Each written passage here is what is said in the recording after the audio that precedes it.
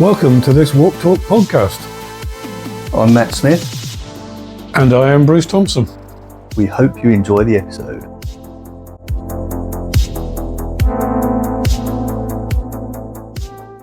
So, welcome to another episode of Walk Talk. Bruce, it's been a little while. What have you been up to? It has. I think it was warm and sunny on the last one. I don't know where the sun's gone. Well, it was sunny earlier, wasn't it? But no, I've been busy on a number of things. I think we're going to talk about popping up to Manchester and the Northern Walk Conference. We'll mention that. Certainly, that was a highlight. It was good. And I've been, sort of picking up on things European and busy tarragoning. That never stops.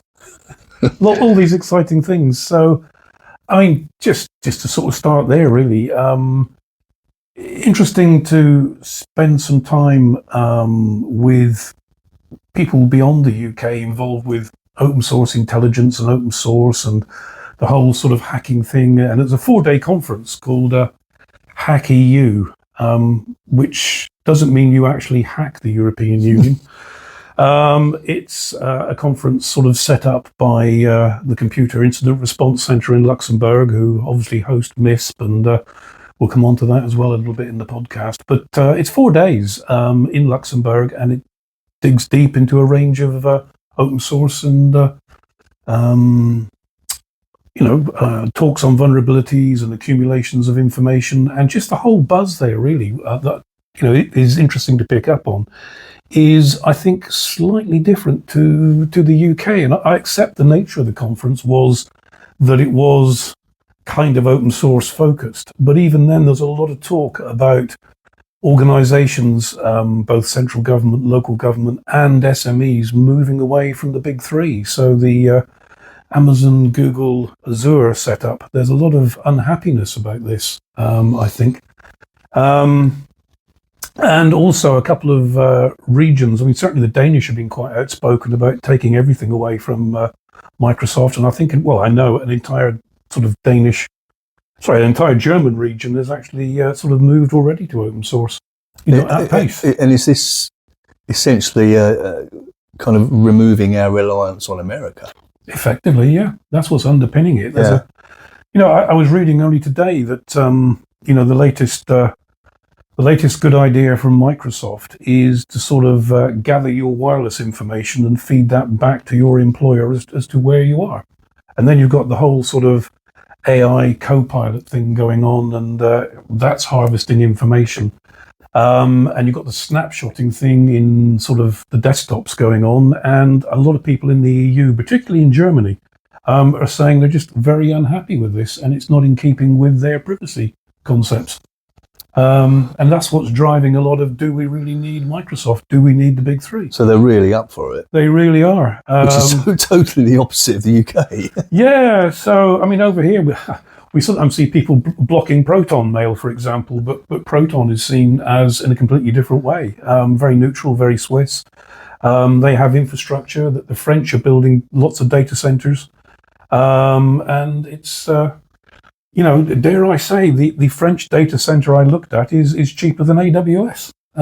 So one to watch, I think, really. Yeah. So were you there for the whole 4 days? No, just popped over for a couple of days. Yeah. Got involved for a couple of days, and it was good. A lot of it's in English, by the way. In case you're wondering, is it all in sort of multiple languages? It's the standard EU languages are still the standard EU languages, including English, even though the UK is not part of the EU anymore, but we won't worry about that. Well, I was going to say, I mean, bearing in mind that, how many UK representatives were there? Not that many. In fact, a few people sort of commented that, it's nice to see people from the UK. So, I sort of... was slightly amused by this. There are a couple of the people sort of registered, but I didn't see anybody with the sort of little Union Jack badge thing. There's like a little country thing to identify which country you were from. So mainly you knew, what languages to try and engage people with. Yeah. So I didn't see any others really. Sounds like a good conference, though. Yeah, it's an annual event, and they have a playlist as well. I mean, I would say it rather sounds like young people's music, and said slightly patronisingly, but nonetheless, I gave that a go as well. Was travelling to and from, and that was good. Good. But Matt, how about you?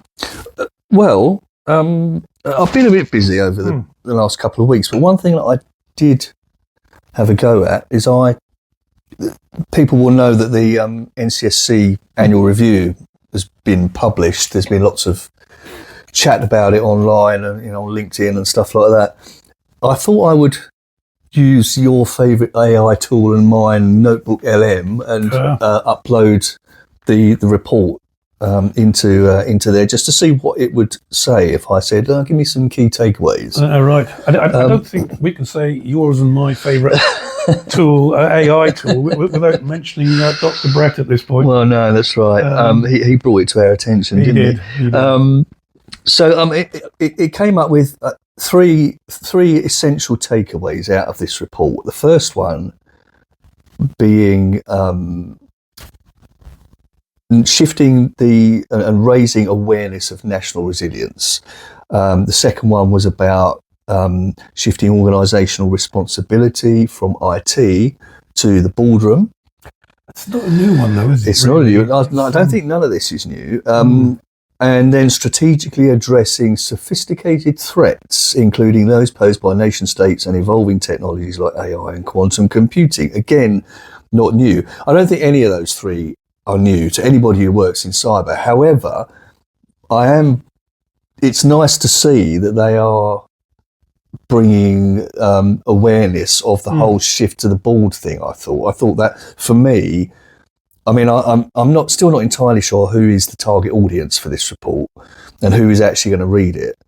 But if they are now saying that, board level really should be paying attention to cyber, that can only be a good thing. And I mean, there's been so much in the media about things like Jaguar Land Rover and M&S, and it should be a no-brainer, really. But it's good to see that NCSC are really pushing it now. It is, and I think one of the last items there where you mentioned, like AI and things. Let's not forget the whole deep fake thing as well. Yeah. So you begin to combine with, phishing attacks, people just effectively logging in because they found, ways of just logging into organizations or, social engineering through the service desk, couple that with AI and deep fake. Yeah. And that's quite a complex palette and quite a rich palette for the attackers to work with. You begin sort of putting those techniques together and really thinking about this. I think that does pose a real threat. And we're going to effectively need funding to, sort of deal with some of this and stave some of that off. And that's only going to come from the boardroom. And, it's a complex one. I think you're right. And, as we all know, it needs to be driven from the top. Deep fakes, that's an interesting one. I mean, it is so easy now to produce videos of people doing things that they wouldn't normally say, and it's unbelievably easy really now. So how do the good people watching this know that we're not a deep fake? It's a good point. It's a good point. I haven't got an answer for that. No. We'll get back to you on that one. I thought it was interesting. It's good. It's good to see NCSC pushing that. So that's one of the things that I've been up to. Well, the other thing across the autumn, I suppose, is several things. I mean, we'll come on to the Warp Talk sign in a minute, and I'm keen we mentioned the Northern Warp. But the other thing that's also got my attention is we're recording this on a Monday, and the last couple of Mondays I've started referring to them as Cyber Wipeout Mondays. We had Vodafone and we had AWS, and a couple of things on that really. It's as we transition from like the summer into autumn, what's been eating up my time was those two events over the last 2 weeks. Yeah, we're sort of sitting here waiting for the power to go out or something. We are, yes. It's a Monday. What's going to happen? Who knows? What struck me though on both of those big events was the small change that kicked it off. So as I understand it, and there's various kind of stories out there, but it may have been a very old BGP change on some old cable and wireless infrastructure that did for Vodafone. I've got other versions, but that's the one I'm going with. And cable and wireless haven't been around for years, so someone makes a change that they don't quite understand because maybe they just don't. There's not the documentation from all those years ago, and that's the effect. It's like Vodafone wiped off the map. And again, with the AWS change, one of the criticisms I've read there is that AWS have been, using AI and replacing sort of, engineers and things that have been around a long time. And I'm sort of wondering whether, there's another factor here in addition to what the NCSC are flagging up as cyber risks around, employees who've been with organizations a long time, leaving the building with the knowledge they've got to do with resilience and what goes where and how we fix stuff and how stuff works. In addition to all that AI and deep fake and phishing and everything else, this is another attack vector, which the NCSC don't mention, which I think has bitten over the last 2 Mondays, and that's eaten up a chunk of my time.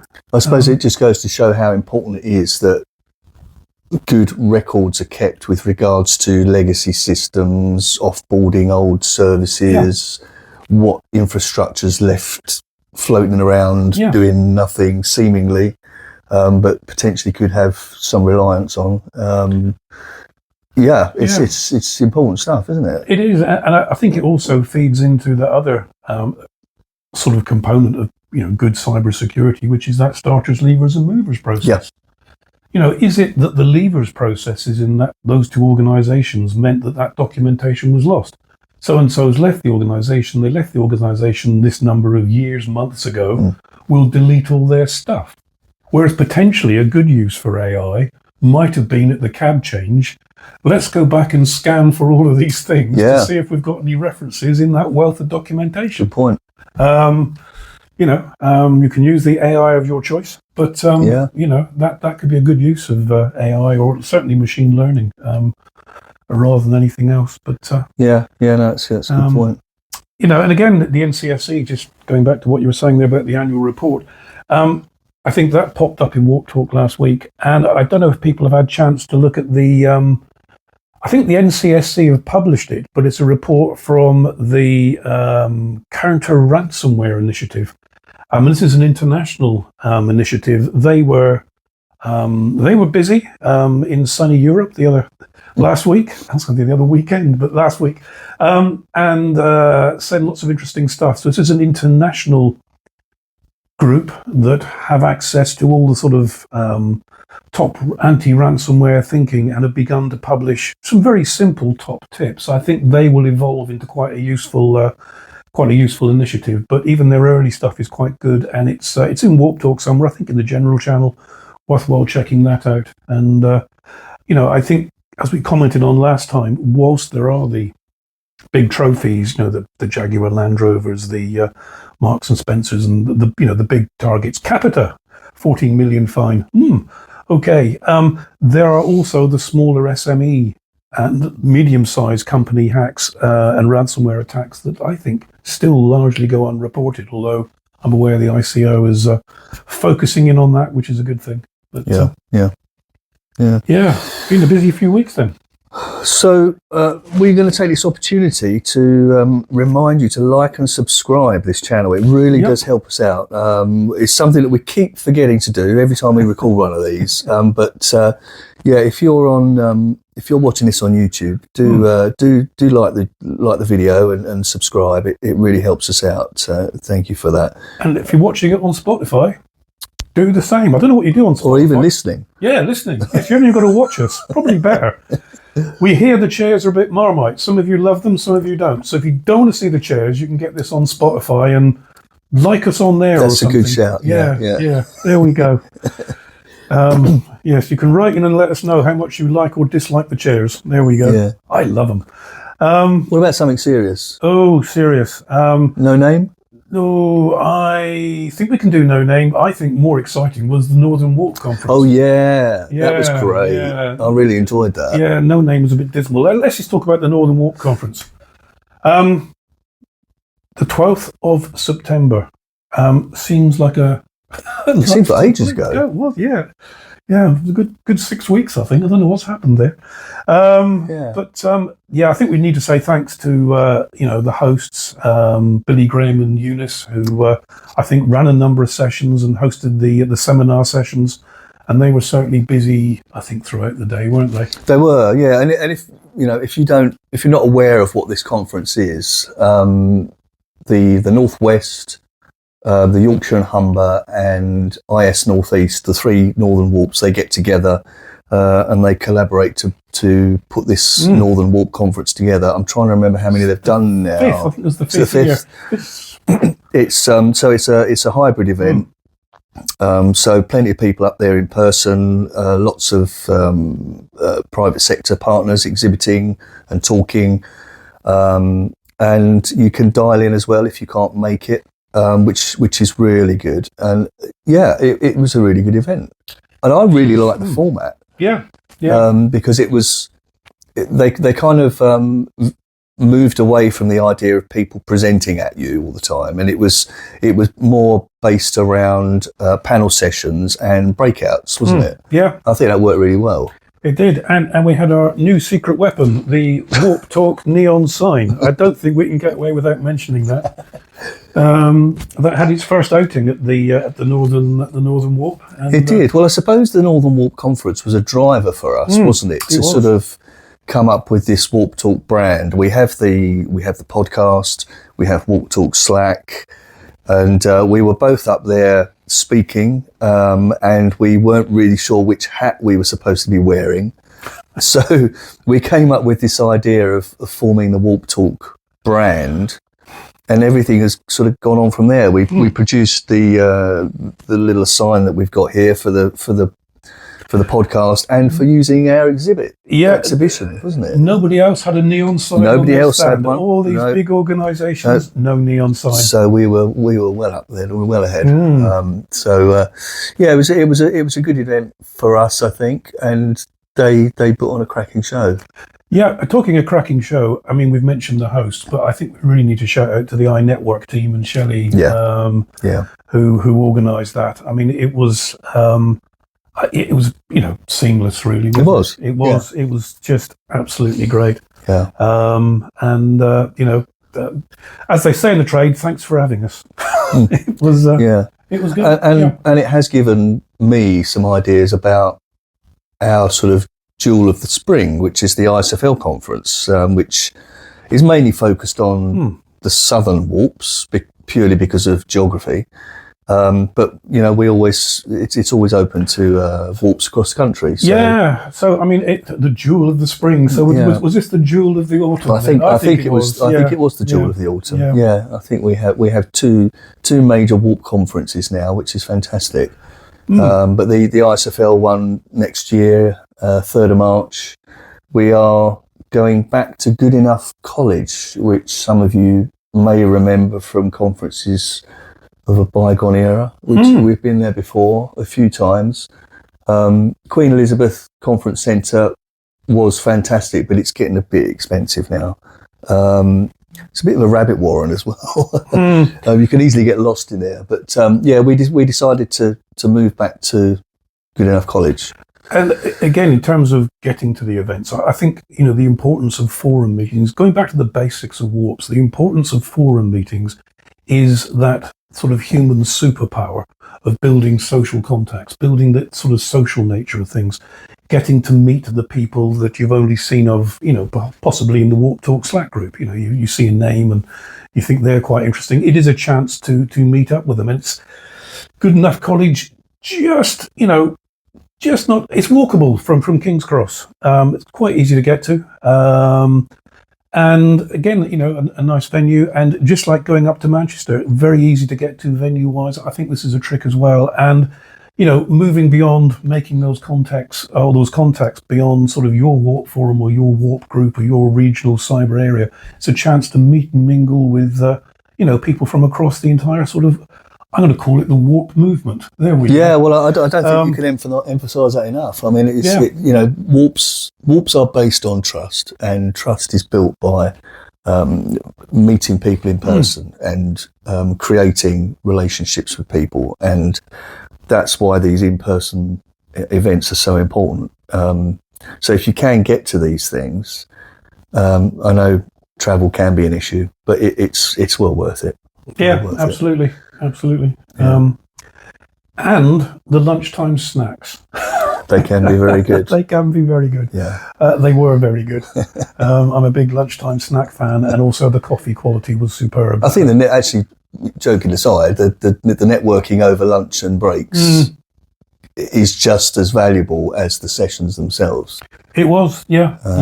You know, you get to have some really good chats with people. Well worth it. Yep.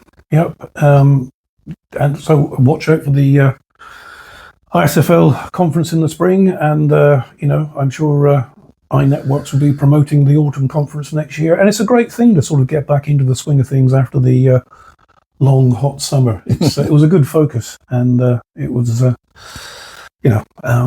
I think as that was happening, of course, we mentioned No Name. They're back. They are, aren't they? They've had a good go recently, haven't they? They have, but actually, I'm going to suggest that it wasn't that much of a good go. No, I think it not was as good as it was lacking. the first time. Yeah, so let's unpack that a bit. So this was, let's call it the autumn attack. So No Name, they love a bit of DDoSing. I think they are, geopolitical state motivated. They're not happy hackers. They typically go after Ukraine and organizations sort of supporting Ukraine. And from time to time, I think they feel the need to have a little go at the UK. This has followed sort of political movement from UK political leaders, but this time around, not so obvious. It was just like, oh, we haven't done the UK for a while. Let's give them a bit of a go. Do you think that's all it was? You don't think it was triggered by anything? I don't think so. And it brings me, I keep reflecting on No Name, and I know various people have, thought about, well, why after 5-6 sets of DDoSes are they still using the same targets? I mean, okay, they sort of they'll light a target for 24 hours, then light a different target, and then light a different target, and maybe come back to the first set of targets. But overall, the target grouping is the same as it always has been. You might slide a new one in here and there, but the vast amount of targets are the same. The way they attack is the same. So what has happened? Well, I think, isn't it? a lot of organizations have got better defenses. Yeah. So the attacks aren't as fruitful from their point of view. In addition, I think because they were effectively taken down or taken back by some coordinated police activity a few months back, they didn't seem to have the firepower either. So, UK public sector better, they seem to lack the firepower. Let's hope they're not listening to this. But I do begin to wonder whether they might do another phase of reconnaissance around, what could they attack? That could be a possibility. I've had a look at a range of the organizations they light. I can't find any similarities in the sort of websites or the CMSs used, and nothing seems to come to mind. We've heard various theories about, is it things within the councils they attack? So is it military installations or something? Well, that doesn't seem to stack up either. No. It almost seems like a random list. But it's always the same. Yeah, it's the same It's list. weird, isn't it? Yeah. It's like they did the reconnaissance once and they can't be bothered with that. But they can be bothered enough to come back and try it again and again. So I don't know. It's all a bit strange. Doesn't feel like there's a lot of effort going in, does it? No, and yet not relating to No Name directly. That their attack technique is layer 7 search box DDoS attacks. They just overwhelm the search capability. Last week there was an interesting set of events going on that I managed to coordinate a little bit. I put a note on Warp Talk last week about, has anyone suffered brute force scanning using mainly IP6 coming in from Poland? and a few people Oh, I responded. saw that. Yeah. Yeah, a few people responded. And the odd thing here is that it looked like the scanning of IP6 started up in Scotland and then worked its way south. Now, it wasn't a precision geographical sweep, but if you look at some of the times people have given me when their organizations were hit with this IP6 brute force scanning coming from Poland, Yeah. definitely started late the previous day up in Scotland and then worked its way down to the south of England and stopped. Over what time period? Getting on for the best part of a day, probably 15, 16 hours. So late the previous evening through to about tea time the following day. And I've not seen that before. So does that suggest a lack of firepower to do this, a lack of nodes? Was it a reconnaissance scan? Are these things related? I've got to be honest here, it wasn't DDoS. It was mainly beating up people's Office 365 and just trying to OAuth their way in. And I don't think they were successful. I don't think anyone was impacted. Everyone's got two form factor turned on. But nonetheless, I'd never seen that kind of geographical scanning before. That was quite interesting. Do you know what I love about this? What? If we didn't have the warp community, you wouldn't know that. Absolutely. And if the warp community didn't communicate, I wouldn't know this. That's an interesting and also, one, to be isn't it? honest, I quite appreciate my kind of privileged, trusted position of, yes, it's safe to share these things, because again, that's important as well. Yeah. So, the How power of warps. interesting. Yeah, it was just that. So I suppose you'll keep an eye out and see if that happens again. I hadn't actually thought of that, but certainly I'm pretty certain it will attract my interest if it does happen again. And a shout out to all the people who contributed via DM or put things into Warp Talk. It was useful, and a bit like in the no-name attacks, people sharing that information in with me allows me to pull that together. Yeah. You all know I'm semi-retired and I've got the time to do it, so I can pull all that information together and start to get that information shared back out. And if we get stuff that might be interesting, in an infographic, we could always ask Mark again to do a single one-pager. Still appreciate that, Mark. Nice one. But there wasn't any obvious way of, I think, presenting the no-name data this time around. It wasn't significantly different. And also these Polish attacks. Again, it might not be a Polish organization behind it. It was just the IP address that was Polish before we start randomly blocking Polish IP addresses. Yeah. It could be just a botnet or something. Yeah. Interesting. Yeah. I can see we're getting close to half an hour. We ought to let these people go. Is there anything else that we want to chat about in this one? I don't think so, Matt. It feels like we've caught up the time between when we did the last one and now, and I think we'll, we can call it a day later. Yeah. Okay, cool. Well, we'll see you on the next one, folks. Cheers. Cheerio.